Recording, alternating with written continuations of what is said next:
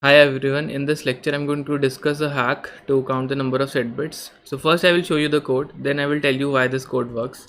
So what we are going to do, we want to count the number of set bits and I have the number n. So what I will do, I will say okay, the number of bits is, let's say, answer, that is 0, and while n is greater than 0, I'm going to do one operation, that is the main part of this method. I'm going to do n and n minus 1, and I'm going to do answer plus plus. Okay, so what we are going to do, we are going to count how many times this loop is going to run.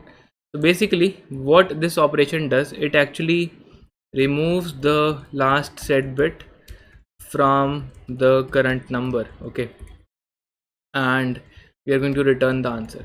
So let me give you one example. Let's say n is 9 and 9 in binary is like 1001. So what I'm doing, I'm updating n as 9 and 8. So if you do and with 8, so what is 8? 8 is 100.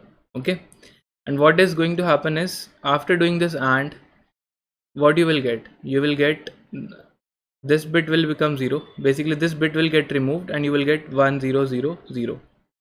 And again we are going to do the same work. Now the value of n is 8 and we are going to do an and with 7. So and is 7 is what? This is what is 7. So if you do and here, you will get the number 0.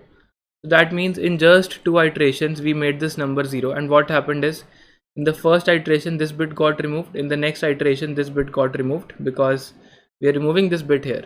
Okay, so every time we are going to execute n equal to n and n minus 1, it is going to remove the last set bit from the current number. Okay, so if a number has, let's say, bits like this 1 1 0 0 1 0 1, in the first iteration it will get removed, in the next iteration it will get removed, in the next iteration it will get removed, in the next iteration it will get removed, and the number would become 0. Okay, so if you go with the first method, you would have been iterating 1 2 3 4 5 6 times.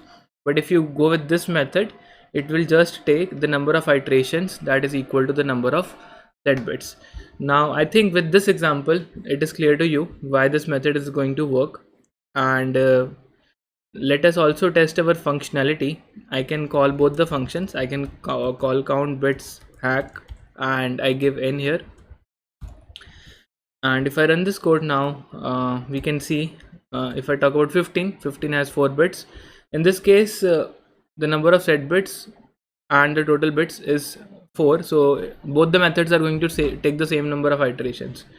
But if I do it for, let's say, 16, then the second method will just run for one time, because we are counting the number of iterations and that is equal to answer. Okay, so that means in just one iteration it could tell that 16 has only one set bit.